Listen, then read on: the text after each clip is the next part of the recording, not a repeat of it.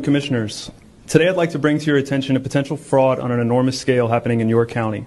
There's now clear evidence of NASA using numerous methods to grossly mislead the public about astronauts being on the International Space Station. During interior ISS scenes from NASA's own live feed, the use of wires, harnesses, green screens, and virtual reality have been detected to achieve the appearance of a weightless environment. Examples of this include astronauts fading in and out of the screen, green screen glitches, grabbing objects that aren't really there, pulling on invisible wires, getting tangled in their harnesses, and even astronauts appearing out of thin air. This begs the obvious question. If they're really up there, why are they using Hollywood techniques to fake the footage?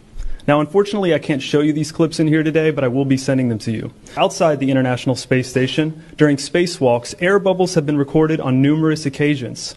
How is it possible for air bubbles to be present in the vacuum of space? I once questioned astronaut Scott Kelly about this phenomenon. His body language and answers only created more questions. In 2013, astronaut Luca Parmitano nearly drowned during a spacewalk when his helmet filled with water. This happened again just last year. Air bubbles, helmets filling with water, and drowning. Are they in space or are they underwater? Now, what's really interesting is that they train for spacewalks in an underwater pool with a complete ISS replica. Now, surely they aren't filming these spacewalks in an underwater pool and then editing them to appear if they're in space, because that sure would be something, wouldn't it? I'm calling on the Brevard County Commissioners to open a full investigation into NASA's fraudulent practices and use of taxpayer dollars. It costs NASA $3 billion per year to operate the ISS, and if they don't have a darn good explanation as to why they're faking these videos, I and the public would like a darn good explanation as to where our tax money is going.